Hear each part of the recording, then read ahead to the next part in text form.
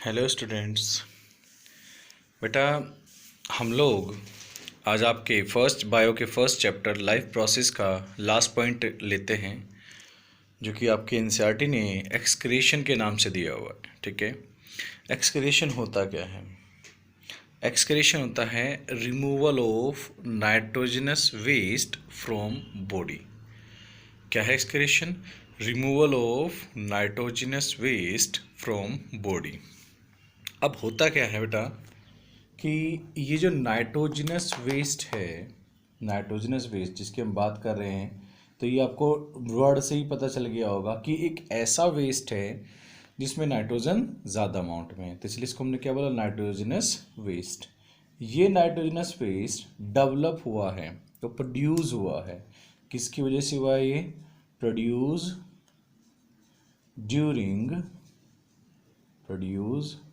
During metabolic activity.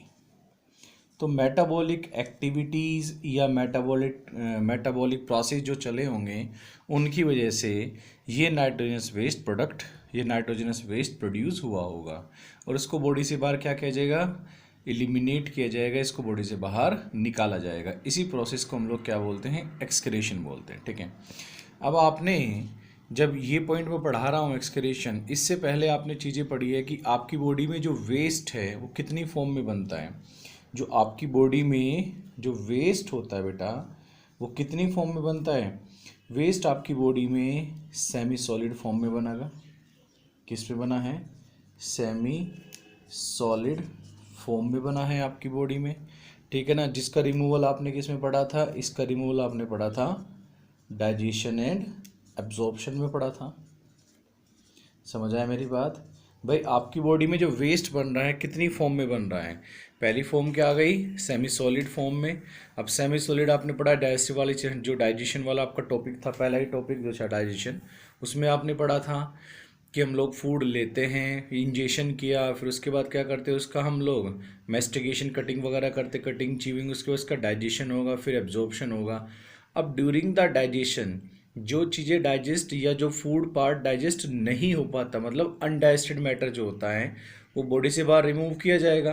किस form में? Semi solid form में। ठीक है ना, तो आपकी बॉडी में जो वेस्ट है वो सेमी सॉलिड फॉर्म में बना। दूसरा किस फॉर्म में बनता है? दूसरा आपका गैसियस फॉर्म में बनता है। किस फॉर्म में बनता है आपका ये? गैसियस फॉर्म में बनेगा। तो गैसियस फॉर्म होती है दूसरी। अब गैसियस फॉर्म में क्या बना आपकी बॉडी में? आपकी बॉडी में प्रोड्यूस हुआ CO2। क्या बना आपकी बॉडी में? प्रोड्यूस हुआ CO2। तो CO2 क्या है? गैसियस फॉर्म में प्रोड्यूस होने वाला वेस्ट है, जो आपकी बॉडी में किस में बनता है? वो रेस्पिरेशन के दौरान बनता है, तो वो भी बॉडी से बाहर निकाला जाएगा। ठीक है ना, तो गैसियस फॉर्म ऑफ वेस्ट मैं आगे लिख देता हूँ यहाँ पे CO2। आपने किसके अंदर पढ़ा था? ये आपने पढ़ा था रेस्पिरेशन में। ठीक है ना, तो रेस्पिरेशन में एनिमल में क्या प्रोड्यूस होता है? CO2। वहीं पर फोटोसिंथेसिस के दौरान प्लांट में क्या प्रोड्यूस होता है? O2। तो प्लांट के एरियल पार्ट, एरियल है बट वो ग्रीन है, उसके लिए जो गैसेस वेस्ट है, ध्यान रखना मैं क्या बात कर रहा हूँ, प्लांट्स के केस में जो पार्ट एरियल है और ग्रीन है, ठीक है ना, वहाँ पर O2 का प्रोडक्शन होता है, फोटोसिंथेसिस चलती है, तो उस पार्ट के लिए O2 वेस्ट है, तो वो O2 वहाँ से बाहर निकाली जाएगी। ठीक है ना, और जो पार्ट नॉन ग्रीन है और ज़मीन के अंदर है, उसके लिए CO2 वेस्ट है, तो CO2 वहाँ से बाहर निकाली जाएगी। ठीक है, एनिमल में क्या होता है? एनिमल में जो वेस्ट है वो क्या है? यहाँ पर CO2, जो कि रेस्पिरेशन में आपने पढ़ा था कि उसको भाई O2 को अंदर लेना और CO2 को रिलीज करना, यही आपने वहाँ पे पढ़ा था। तो पहली फॉर्म हो गई वेस्ट की सेमी सॉलिड, दूसरी हो गई गैसियस। अब तीसरी क्या हो जाती है? तीसरा हो जाता है लिक्विड फॉर्म में। तीसरा क्या हो जाता है? वो जब आपकी बॉडी से वेस्ट लिक्विड फॉर्म में बॉडी से बाहर निकाला जाता है। ठीक है ना, तो लिक्विड आप इसमें ये किस में पढ़ेंगे? आप ये पढ़ेंगे आप एक्सक्रीशन में। ये किस में पढ़ते हैं आप? ये पढ़ते हैं आप एक्सक्रीशन में। तो एक्सक्रीशन में आपने क्या पढ़ा? एक्सक्रीशन में आप लोग पढ़ते हैं कि removal of nitrogenous waste.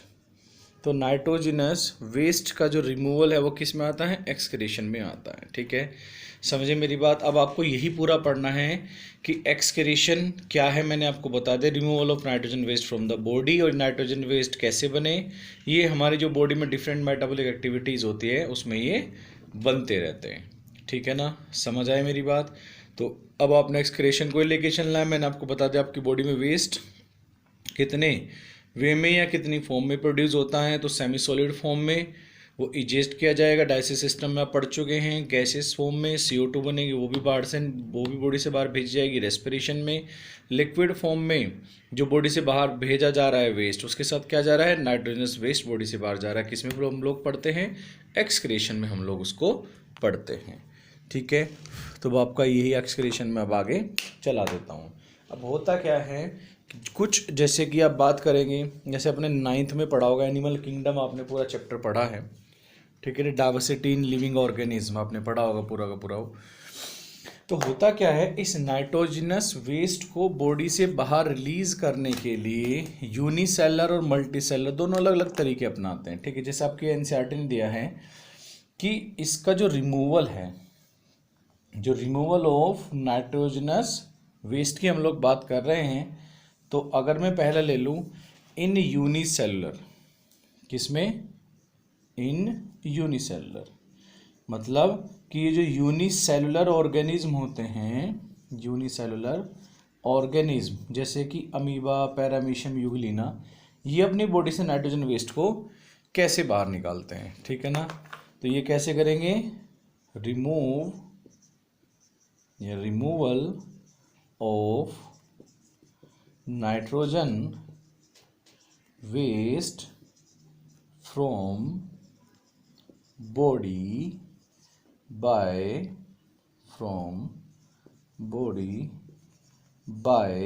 Diffusion.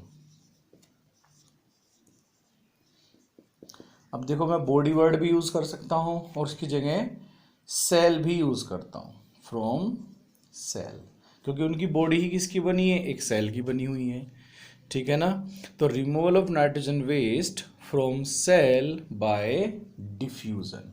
ठीक है ना, थ्रू किसके थ्रू, थ्रू सेल सरफेस।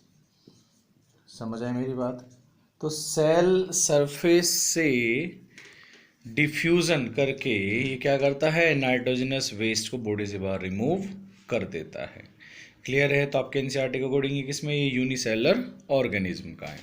अब बात करते हैं आपके जो मल्टी सेलर ऑर्गेनिज्म होते हैं।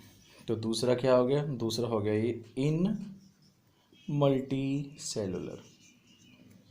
तो मल्टी सेलुलर ऑर्गेनिज्म, तो अगर मैं आपके NCERT की बात करूँ तो आपके NCERT ने जो मल्टी सेलुलर ऑर्गेनिज्म लिया हुआ है वो क्या लिया है, इसने यहाँ पर सीधा सा उठा के ह्यूमंस को लिया हुआ है। ठीक है ना, तो इन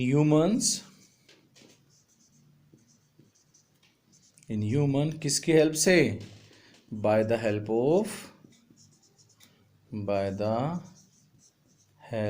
ऑफ एक्सक्रीटरी सिस्टम। तो किसकी हेल्प से, by the help of excretory system. तो एक्सक्रीटरी सिस्टम की हेल्प से बॉडी से बाहर ये वेस्ट रिमूव किया जाएगा। तो इन मल्टीसेलर एनिमल या ऑर्गेनिज्म, पहले unicellular organism, removal of waste from cell by diffusion through cell surface, जैसे कि अमीबा, पैरामीशियम, यूग्लिना करते हैं। दूसरा इन मल्टीसेलर ऑर्गेनिज्म, जैसे कि आपके NCERT ने ह्यूमन को लिया है, तो in humans bye the help of excretory system. ठीक है, किसकी हेल्प से हैं, bye the help of excretory system.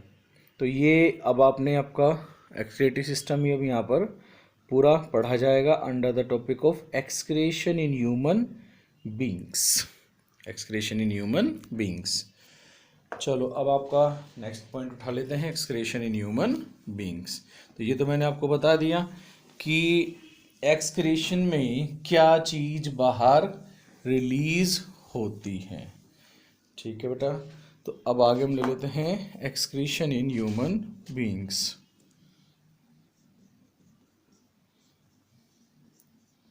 Excretion in humans. Humans के अंदर हमें एक्सक्रीशन लेना है, किसकी हेल्प से होता है? बाय द हेल्प ऑफ, किसकी हेल्प से होता है भाई? Bye the help of excretory system. तो एक्सक्रीटरी सिस्टम की हेल्प से ऐसा होता है। तो किसकी हेल्प से है? Bye the help of excretory, इसको पूरा लिख देता हूँ, एक्सक्रीटरी सिस्टम। तो एक्सक्रीटरी सिस्टम की हेल्प से ह्यूमंस में रिमूवल, नाइट्रोजन वेस्ट का रिमूवल होता है। ठीक है, अब बात होता क्या है कि जो एक्सक्रीटरी सिस्टम है ह्यूमन के अंदर, वो किस किस चीज़ से बनता है या क्या क्या स्ट्रक्चर उसके पास है। तो एक्सक्रीटरी सिस्टम किससे बना होता है? ये कंजिस्ट, क्या कंजिस्ट करता है बेटा? ये कंजिस्ट वन पेयर ऑफ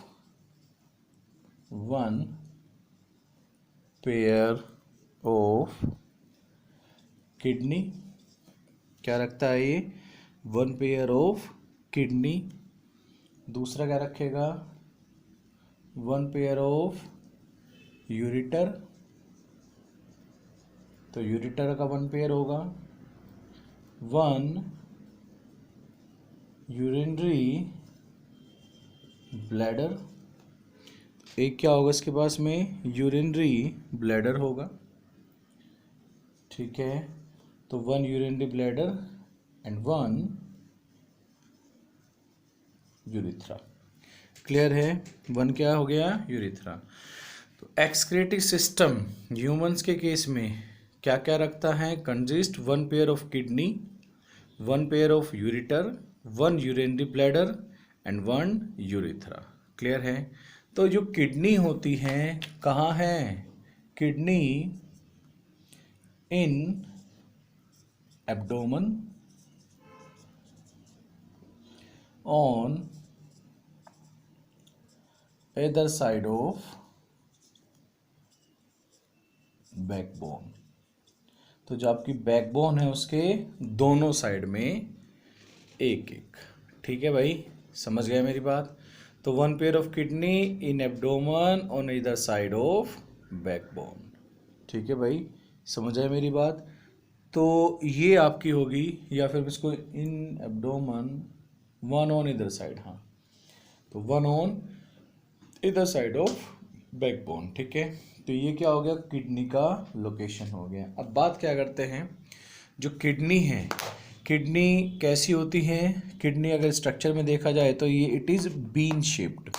क्या होती है ये बीन शेप्ड होती है। अब मैं आपको पूरा एक्सक्रीटरी सिस्टम का डायग्राम बना के दिखाता हूँ। तो दो किडनी हो गई, लेफ्ट एंड राइट।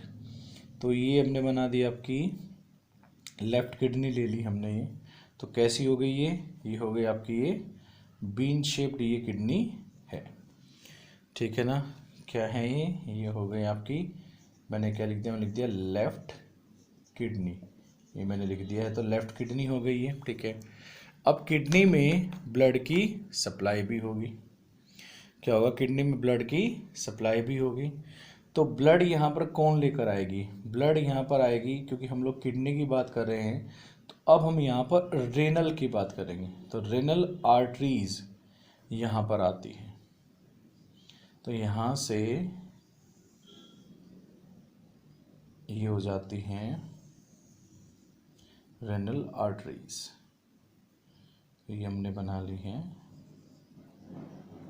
ठीक है, तो इसको हमने क्या बोल दिया? ये बन जाती हमारी रीनल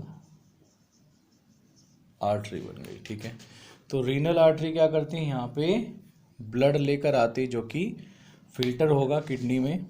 उसके अलावा यहाँ से क्या बाहर निकलेगा? यहाँ से एक तो निकलेगी रीनल वेन्स, तो रीनल वेन यहाँ से बाहर जा रही है। तो ये क्या है? ये रीनल वेन्स है, जो कि ब्लड को, जो कि फिल्टर्ड ब्लड को यहाँ से लेकर बाहर जाती है। तो ये हो गया रीनल वेन्स। ठीक है, तो रीनल आर्टरीज कौन सा ब्लड कैरी करेगी? ये वो ब्लड कैरी करेगी जो कि फिल्टर होगा, और रीनल वेन्स ये वो ब्लड कैरी करेगी जो कि क्या हो चुका होगा, जो कि क्या हो चुका होगा। तो यहाँ पर रीनल आर्टरीज और रीनल वेन्स आ रही है। ठीक है, समझ आया भाई? अब यहाँ से अब आप लोग क्या लेके चलेंगे, एक आएगा यहाँ पे आपका, यहाँ से बाहर आएगी यूरेटर। तो हमने यहाँ से क्या ले लिया, हमने एक ट्यूब यहाँ से किसकी ले ली है, हमने एक ट्यूब ले ली यहाँ से यूरेटर भी। कहाँ आ गए हैं ये, यूरेटर भी यहाँ से बाहर आ गया है। तो ये हमने बना दी है यूरेटर। ठीक है, तो ये तीसरी जो हमने ली है ये बन गई आपके यहाँ पर यूरेटर हो गया है। क्लियर, समझ गए मेरी बात? तो यूरेटर हो गया।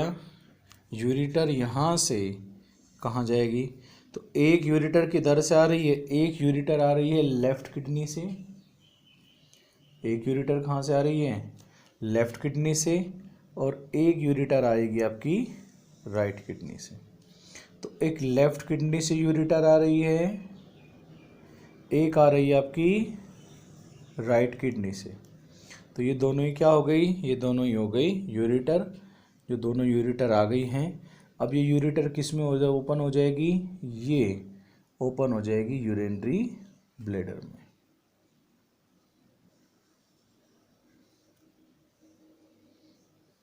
ठीक है भाई, ये ओपन किस में हो गई, यूरिनरी ब्लैडर में ये ओपन हो गई।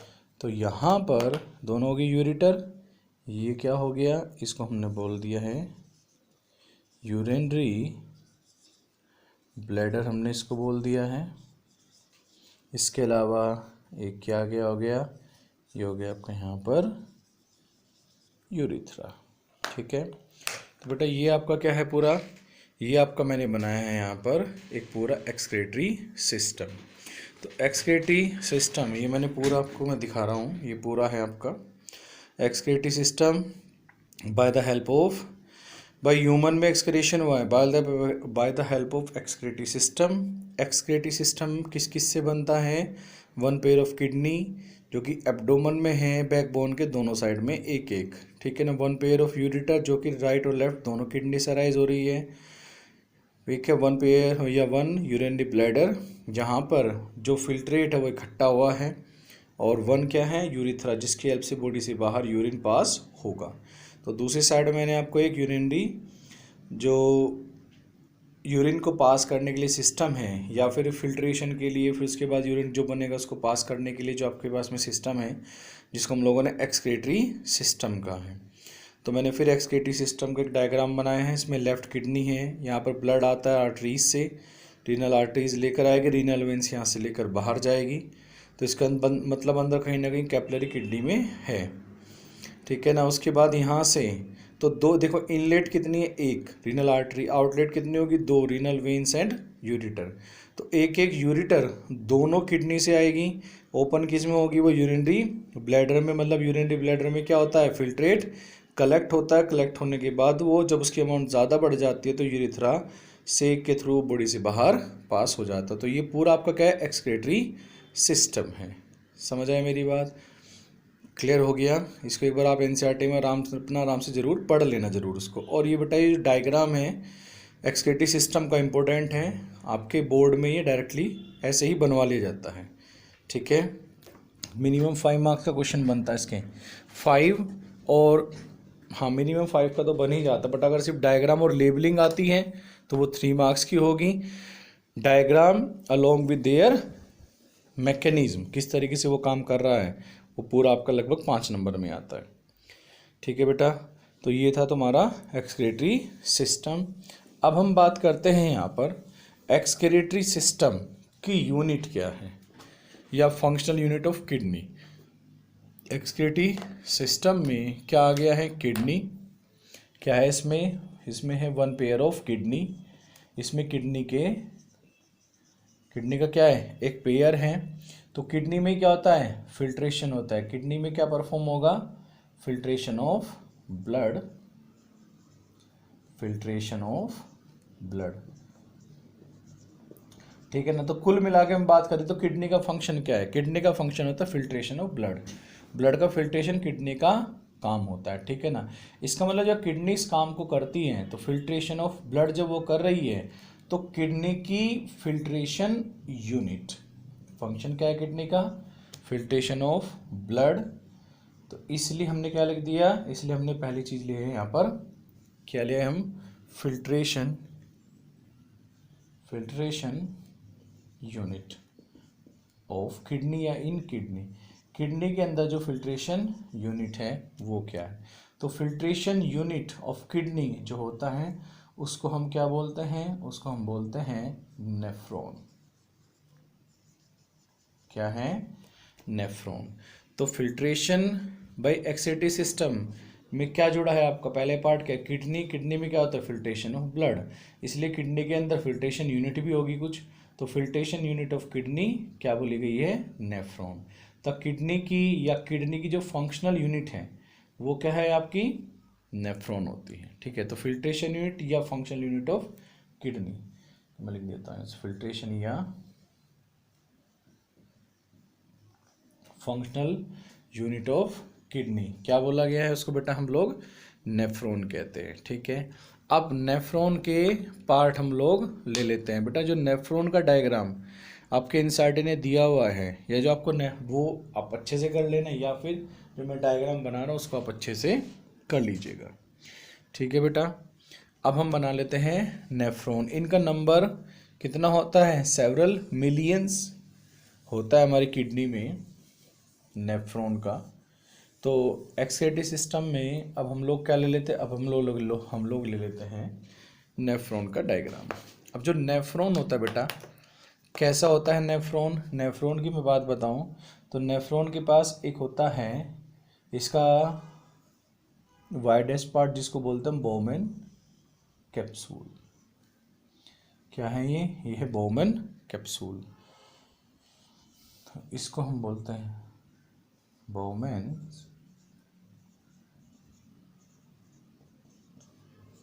कैप्सूल। ये नेफ्रॉन का फर्स्ट पार्ट है बोमेन कैप्सूल, ठीक है ना। यहीं पर फिल्ट्रेशन होता है। इसकी बाहर की जो मेम्ब्रेन है या बाहर की जो लेयर है वो कॉन्टिन्यूस होती है, जबकि जो अंदर वाली लेयर है उसमें कुछ पोर्स बने रहते हैं। बाहर वाली लेयर तो कैसी होगी, कंटिन्यूअस, बट अंदर वाली जो लेयर है उसमें क्या होते हैं, कुछ पोर्स बने होते हैं, जिनको हम लोग क्या बोलते हैं, जिनको हम लोग स्लिट पोर कहते हैं, मतलब दरार वाले पोर, ठीक है। तो बोमेन कैप्सूल हो गया ये फर्स्ट पार्ट ऑफ नेफ्रॉन, ठीक है। तो बाहर वाली जो लेयर है वो कॉन्टिन्यूअस है, अंदर वाली लेयर क्या हो जाती है, डिसकॉन्टिन्यूस, मतलब वहाँ पर कुछ पोर्स बने होते हैं जिनको हम स्लिट पोर कहते हैं, ठीक है। इसका दूसरा पार्ट क्या होता है भाई, बोमेन कैप्सूल में क्या होता है, बोमेन कैप्सूल में ही रियल में फिल्ट्रेशन होता है। तो फिल्ट्रेशन ऑफ ब्लड, तो जो ब्लड का फिल्ट्रेशन है कहाँ पर हुआ है, वो बोमेन कैप्सूल में ही होता है, ठीक है। अब आता है स्लिट पोर, ठीक है नहीं। तो स्लिट पोर हो गया पोर लाइक स्ट्रक्चर जो अंदर की मेम्ब्रेन में है। उसके बाद यहाँ से ये जो नेफ्रॉन है वो हाईली कोइल्ड होना स्टार्ट हो जाती है। तो इसका पहला रीज़न हाईली कोइल्ड रीजन है, तो यहाँ से ये आ गया। तो इसका पहला रीज़न क्या हो गया, ये आपके एनसीईआरटी ने कुछ ज़्यादा कोइल्ड करके दिया इसको, तो मैं इतना कोइल्ड नहीं कर रहा हूँ मैं। तो पहला रीज़न है हाईली कोइल्ड, तो इसको बोलते हैं प्रॉक्सिमल कॉन्वोल्यूटेड ट्यूब्यूल्स। मतलब प्रॉक्सिमल कब होता है, पहली, कॉन्वोल्यूटेड का मतलब होता है मुड़ी हुई, ट्यूब का मतलब ट्यूब, तो पहला मुड़ा हुआ हिस्सा या ट्यूब किसका, नेफ्रॉन का। इसके बाद जो नेफ्रॉन है, नेफ्रॉन का अब यहाँ पर ट्यूबुलर पार्ट हो गया फर्स्ट, ये पर नेफ्रॉन का फर्स्ट पार्ट है बोमेन कैप्सूल, बट इसके ट्यूबुलर पार्ट का फर्स्ट पार्ट है पीसीटी। अब यहाँ से क्या करेगा, यहाँ से ये नीचे हो जाएगा, इस तरीके से आप बनाएंगे अब इसको। तो शुरू में तो ये वाइड रहेगा एज लाइक पीसीटी, बट बाद में ये कैसा हो जाता है, बाद में थोड़ा सा नैरो हो जाता है, बाद में कैसा हो गया ये नैरो, ठीक है ना। अब नैरो ही के ही केस में ये नीचे चलेगा, तो ये नैरो ही नीचे तक आ गया है। अब ये क्या करेगा, अब यहाँ से ये कोइल्ड हो जाएगा, अब कोइल्ड होके ऊपर की तरफ चलने लगा है, ठीक है। बट अब ये थोड़े से टाइम ऊपर चलने के बाद में अब ये फिर से क्या हो जाता है, ये वाइड हो जाता है। तो जितना पहले इसका एरिया था उतना ही इसने अब ले लिया है। तो फिर हम यहीं से इतना ही डायग्राम लेंगे इसका। तो ये वाइड पोर्शन हो गया,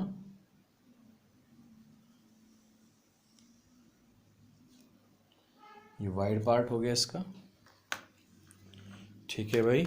ये क्या हो गया, इसका वाइड पार्ट हो गए दोनों। अब इसके बाद इसका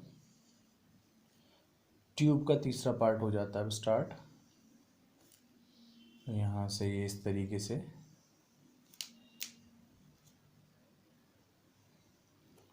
ठीक है। तो पीसीटी रीजन हो गया सबसे पहला।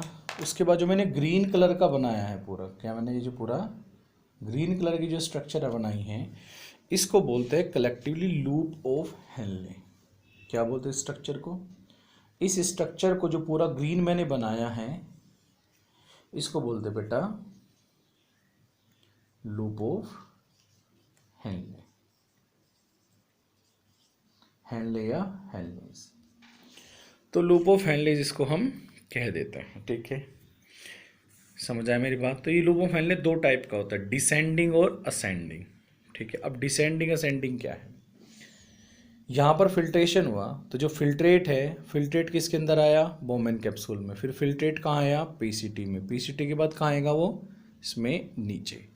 अब क्योंकि फिल्ट्रेट इसमें नीचे आ रहा है, क्या है डायरेक्शन फिल्ट्रेट का मूवमेंट का, नीचे की तरफ है, इसलिए इसको बोलते हैं डिसेंडिंग लिम्ब ऑफ हेनले। तो ये क्या हो गया, डिसेंडिंग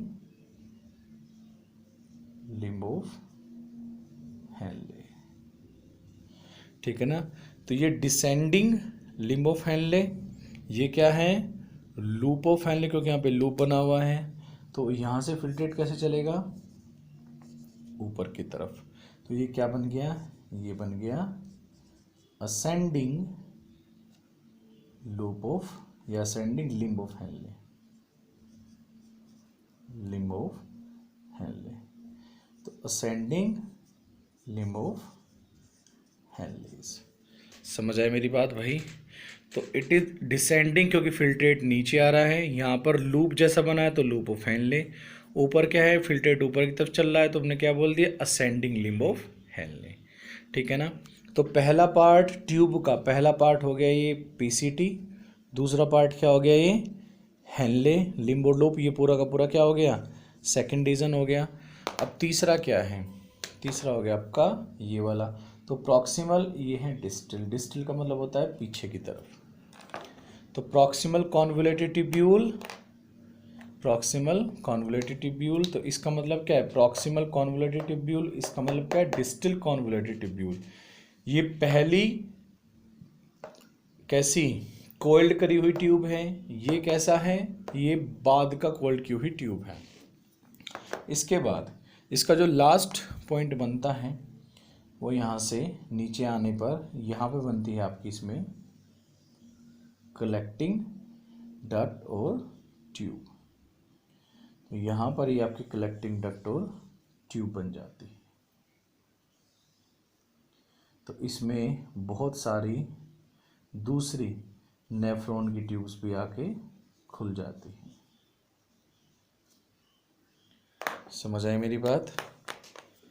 तो ये आपका है पूरा डायग्राम।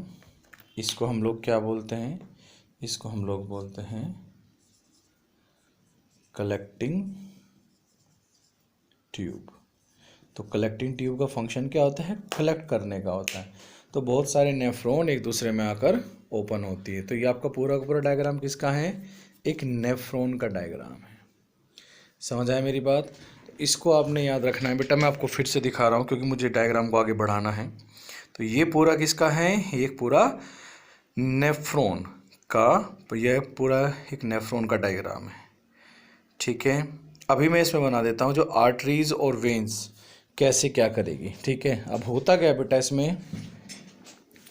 इसमें अब बोमेन कैप्सूल में एक साइड से वाइड ल्यूमेन रखने वाली क्या आती है, एक साइड से वाइड ल्यूमेन रखने वाली एफरेंट, AFFERENT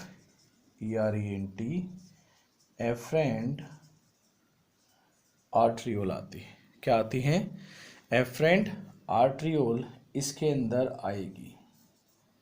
और ये एफरेंट आर्ट्रियोल कहाँ से बनी है, ये एफरेंट आर्ट्रियोल बनी है रीनल आर्टरी से, ठीक है। रीनल आर्टरी जो कि किडनी में एंटर होती हैं, तो रीनल आर्टरी से क्या बना, एफरेंट आर्ट्रियोल। इसका मतलब रीनल आर्टरी जब किडनी में एंटर हो जाती है तो किडनी में जितनी भी नेफ्रॉन्स हैं सभी के लिए वो क्या तैयार करती है, वो एफरेंट आर्ट्रियोल तैयार करती है, ठीक है। तो रीनल आर्टरी से क्या बना, एफरेंट आर्ट्रियोल। और एफरेंट आर्ट्रियोल क्या करती है, वो उस ब्लड को जिसका फिल्ट्रेशन होना है उसको बोमेन कैप्सूल में लेकर आती है। क्लियर। अब यहाँ पर क्या हो रहा है, यहाँ पर होती है कैपिलरी। वो कैपिलरी किससे बनती है, आपको पता होगा कैपिलरी किससे बनती है, एक साइड में क्या होती है वेन और एक साइड में क्या होती है आर्टरीज। उनका जहाँ भी जंक्शन होता है वहाँ पे कैपिलरी बनेगी। इसका मतलब यहाँ भी कुछ ऐसे ही होना चाहिए। अब यहाँ से फिल्टर होने के बाद जो ट्यूब रिमेन पार्ट को लेकर जाती है, अभी समझाऊंगा मैं, इसको बोलते हैं आप इफरेंट आर्ट्रियोल। तो क्या बोलते हैं आप, इफरेंट आर्ट्रियोल। समझ गए मेरी बात। अब होता क्या है कि ये जो इफरेंट आर्ट्रियोल है बेटा, ये आगे जाके क्या बनाती हैं, ये आगे जाके रेनल वेन्स तैयार करती हैं। क्या तैयार करती है, वो आगे जाकर रीनल वेन्स तैयार करती हैं, ठीक है ना। तो एक तरीके से इफरेंट आर्ट्रियोल को हमने क्या बोल दिया, पार्ट ऑफ रीनल वेन्स हम कह देते हैं। तो वेन्स का पार्ट यहाँ पे क्या हो गया, इफरेंट, आर्टरी का पार्ट क्या हो गया, एफरेंट आर्ट्रियोल। तो इस वजह से यहाँ पर क्या बन जाता है, यहाँ पर एक कैपिलरी बनी हुई होती है। क्या बनी होती है, यहाँ पर एक कैपिलरी बनी हुई होती है। समझ गए, क्लियर है। तो बोमेन कैप्सूल का जो स्पेस पड़ा हुआ था वहाँ पे क्या बन जाता है, कैपिलरी। इस कैपिलरी को क्या कहा जाता है, इस कैपिलरी को ग्लोमेरुलस कहा जाता है। क्या कहा जाता है इसको, इसको ग्लोमेरुलस बोला जाता है। तो क्या बोला गया इसको, ग्लोमेरुलस। तो ग्लोमेरुलस क्या है, कैपिलरी जो कि बोमेन कैप्सूल के अंदर है।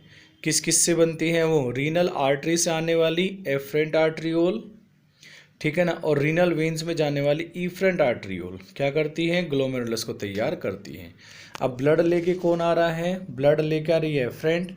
इधर क्या होगा, फिल्ट्रेशन, फिल्ट्रेशन के बाद फिल्ट्रेट तो आ जाएगा नीचे, बट जो चीज़ें फिल्टर नहीं हुई हैं वो कहाँ चली जाती है, वो इफरेंट से आगे बढ़ जाती हैं। समझ आए मेरी बात, क्लियर हुआ भाई। वो किससे आगे बढ़ जाती है, वो इफरेंट से आगे बढ़कर चली जाएगी। अब आगे बढ़ के जाएगी कहाँ, आती है कि आगे बढ़ के जाएगी कहाँ।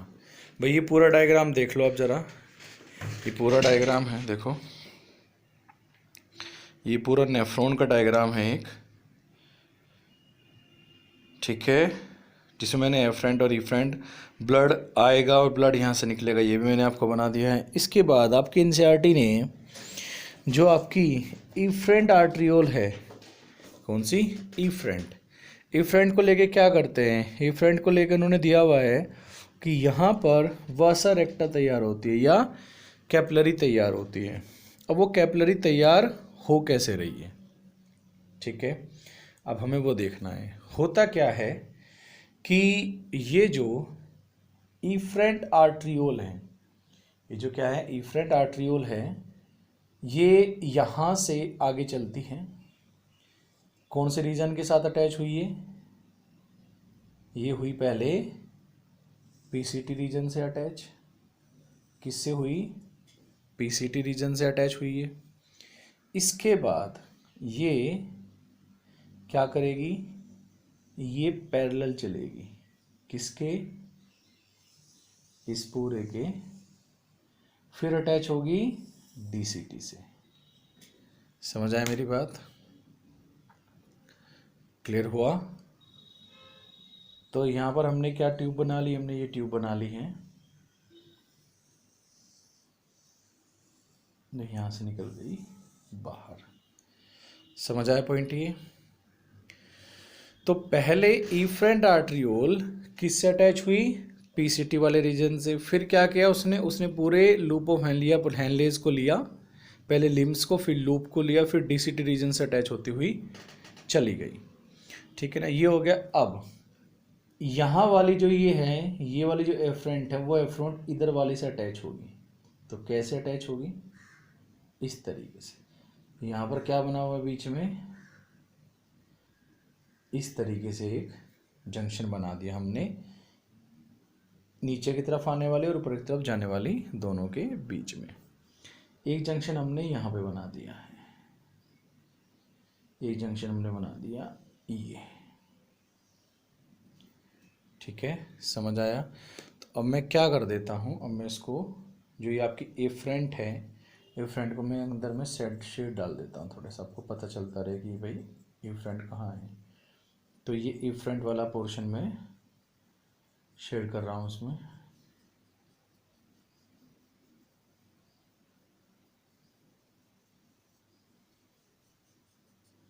ठीक है भाई, तो ये आपकी ये क्या हो गई, ये हो गई आपकी एफरेंट आर्टरियोल। क्लियर होगी मेरी बात, समझ गए। तो क्या हुआ है, एफरेंट आर्टरियोल यहाँ से निकला भाई, एफरेंट आर्टरियोल निकला, यहाँ से निकल के क्या था उसके पास, वो ब्लड जो कि पूरा फिल्टर नहीं हुआ है, या जो चीज़ें मतलब इधर से ब्लड आया, फिल्टर हुआ, फिल्टर के बाद फिल्टरेट इधर जो रिमेन था वो आ गया इसके पास। अब एफरेंट आर्टरियोल आगे बढ़ी, पीसीटी से अटैच हुई, उसने क्या बनाया, कैपिलरी तैयार करी। ये भी क्या है आपकी कैपिलरी है पूरी की पूरी। फिर यहाँ से वो डीसीटी से अटैच होती हुई चली गई। तो इसको हमने क्या कहा, इसको हमने बोला यहाँ पर ये वाला, ये अब यहाँ पर कैपिलरी वर्ड यूज़ करते हैं इसके लिए। क्या यूज़ किया अपने यहाँ पर, कैपिलरी वर्ड आपके एनसीईआरटी ने भी यहाँ पर इसके लिए यूज़ किया हुआ है। ठीक है, और वो कैपिलरी किस लिए यूज़ कर रहा है, वो कह रहा है कि इसको उसने वेन्स बोल दिया है, और ये अभी भी क्या बोल रहा है, वो एफरेंट आर्टरियोल कह रहा है, इसलिए उसने यहाँ पर एक कैपिलरी वर्ड यूज़ कर लिया है। ठीक है, समझ आया। आपकी जो एनसीईआरटी है उसके डायग्राम के हिसाब से अगर मैं बात करूँ तो ये वाला जो पोर्शन है ना, आधा पोर्शन, ये कैसा दिखाई देगा, ये वहाँ पर थोड़ा सा ब्लू दिखाई देगा। तो मैं इसमें डबल शेड डाल देता हूँ। ठीक है ना, तो ये कैसे दिखाई दे रहा है आपकी एनसीईआरटी में, ये थोड़ा सा ब्लू कलर के दिखाई दे रहा है। ठीक है, समझ आया मेरी बात। तो ये जो आगे हैं, ये आगे जाके क्या बना लेती हैं, ये आगे रेनल वेन्स बन जाती है। ठीक है बेटा, ये आपका पूरा डायग्राम है किसका, नेफ्रॉन का। तो ये आपने डायग्राम अच्छे से कर लेना है, क्योंकि आपकी कॉम्पिटिटिव में भी, अगर मैं आगे की बात करूं, या फिर अगर आप उसमें देखोगे बोर्ड के हिसाब से भी ये डायग्राम इम्पोर्टेंट है। तो देखो होता क्या है, क्योंकि कल अपन लोग टॉपिक करेंगे अल्ट्रा फिल्ट्रेशन, कि यूरिन का फॉर्मेशन और बॉडी से बाहर उसका रिमूवल कैसे होता है।